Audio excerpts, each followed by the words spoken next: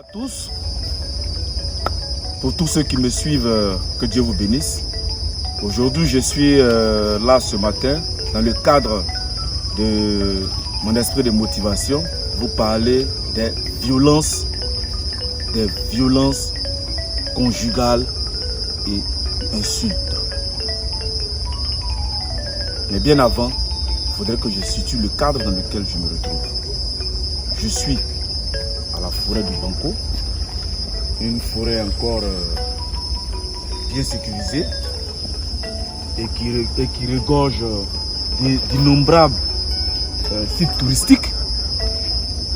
Aujourd'hui, nous sommes au lac Ossilu.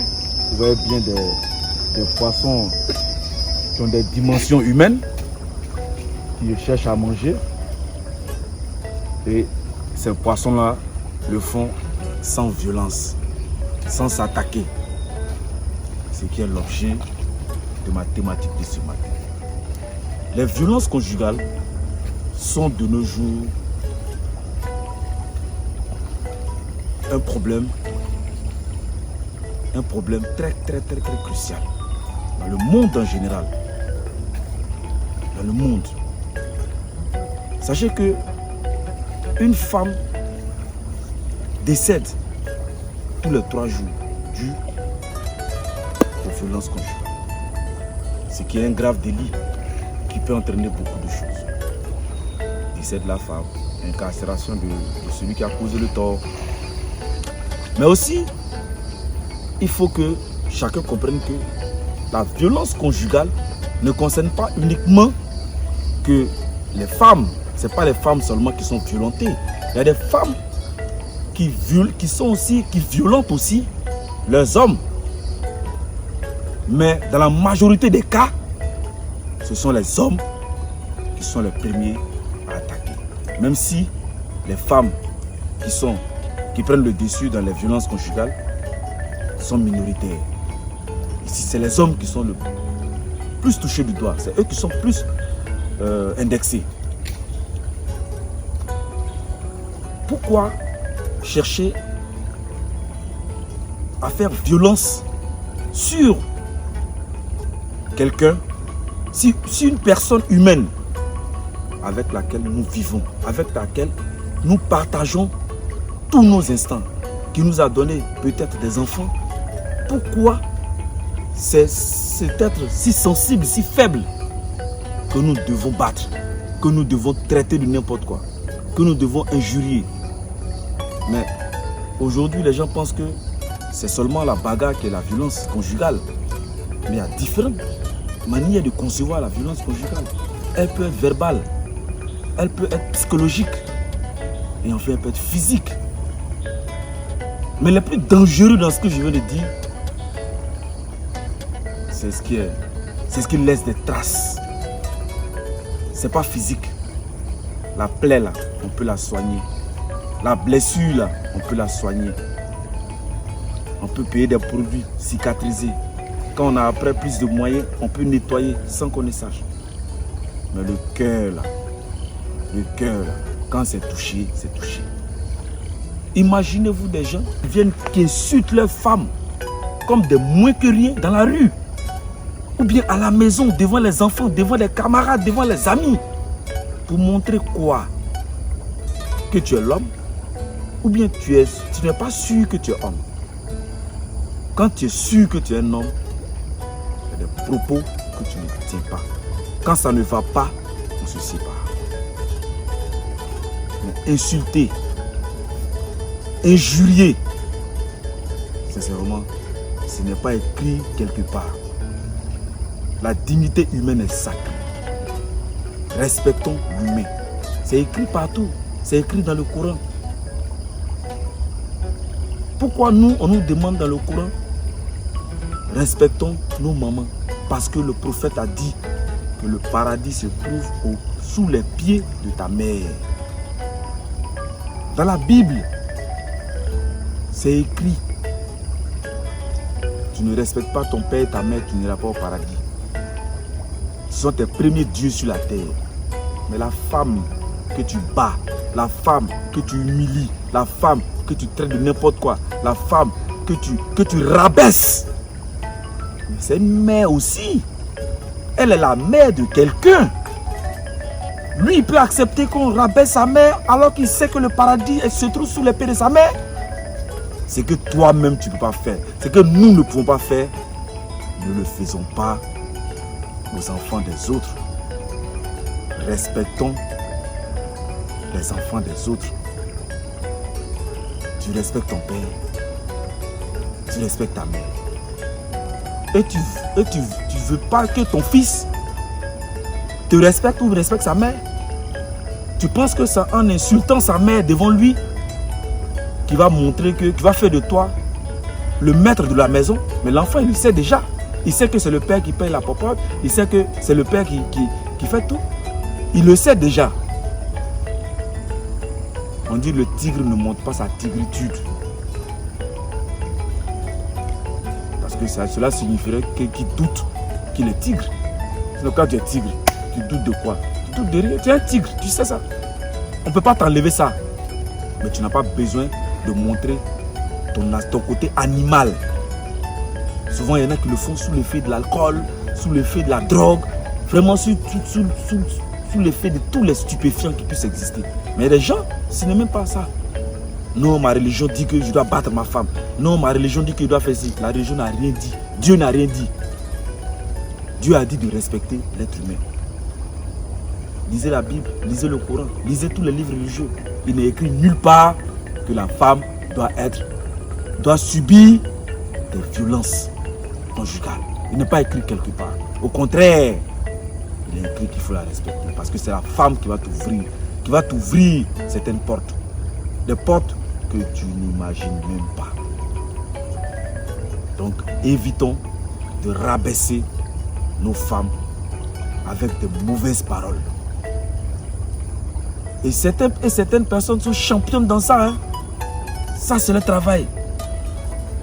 Toujours en train d'engueuler, toujours en train de... Comme si c'était un enfant.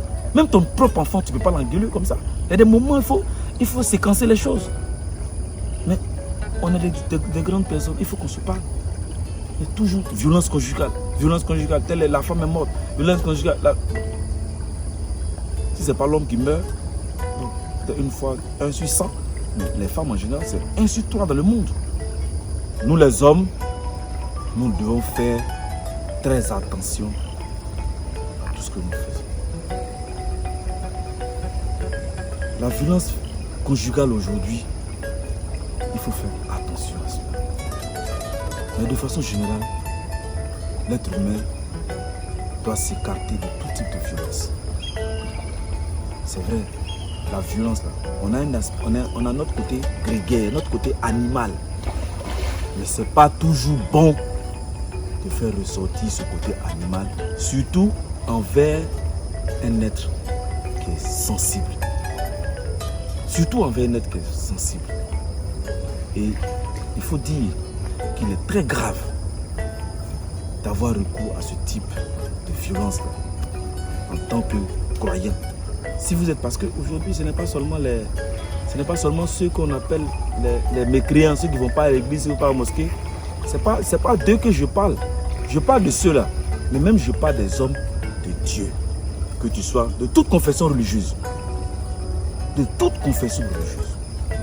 Que tu sois chrétien, que tu sois musulman, que tu sois, ce que je ne sais pas, mais tout ce qu'il y a comme religion, bouddhiste et autres. Si tu es un croyant, tu dois respecter ta femme. Tu dois respecter la femme. Mais quand je vois des gens, on dit qu'ils sont imams.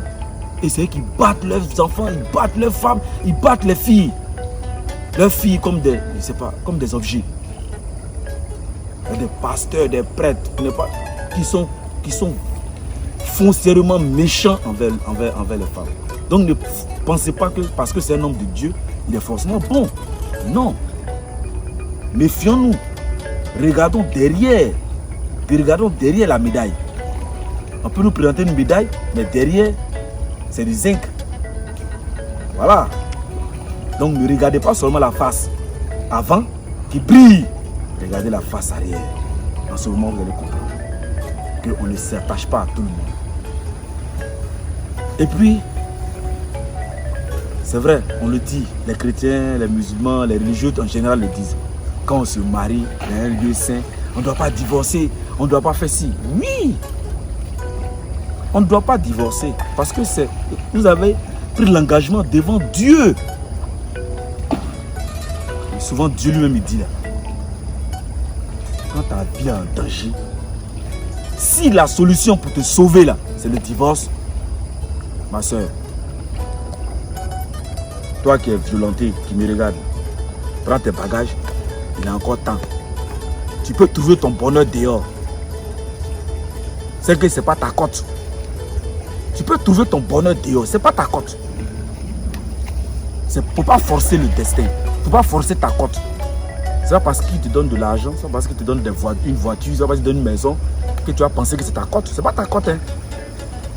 Il va te tuer dans la maison. C'est là que tu vas comprendre que toi tu t'es marié à l'église, tu n'as pas divorcé, toi tu es marié, donc il va te faire tout ce qu'il veut.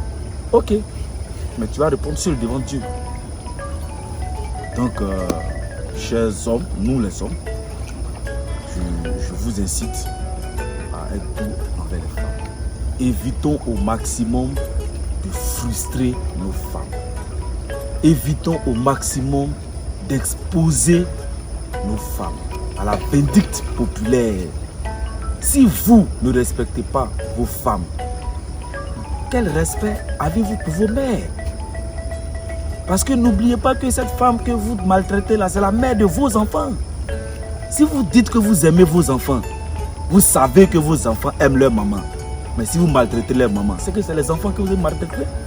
Et vous voulez qu'un enfant comme ça grandisse comment? Vous voulez qu'il grandisse bien? Vous voulez qu'il grandisse avec toutes les facultés qu'il faut? Après, on se plaint qu'il y a des enfants en conflit avec la loi. Et ça vient d'où? Ça vient de la maison. Si dans la maison, l'enfant n'a pas la paix, si dans la maison, il souffre, il va se retrouver dehors. Si la femme, dans la maison, elle n'est pas heureuse, elle est toujours frustrée, elle est toujours violentée par la parole, elle va se retrouver dehors. Et nous, les hommes qui faisons ça, on va se retrouver seuls. Mais face à qui? Face à la maison seule. Et c'est en ce moment qu'on va comprendre l'importance de ceux qui sont partis. Donc, chers hommes, nous les hommes, je parle à nous parce que je suis un homme. Ça peut m'arriver. Je ne dis pas que je ne l'ai jamais fait. Je ne peux pas aussi vous dire que je l'ai déjà fait. Mais ceux qui me fréquentent, peut-être vous diront qui il est. S'il est violent, s'il est... On me connaît. Mais je ne parle pas de moi. Je parle de nous les hommes qui n'avons pas compris que la femme c'est un trésor.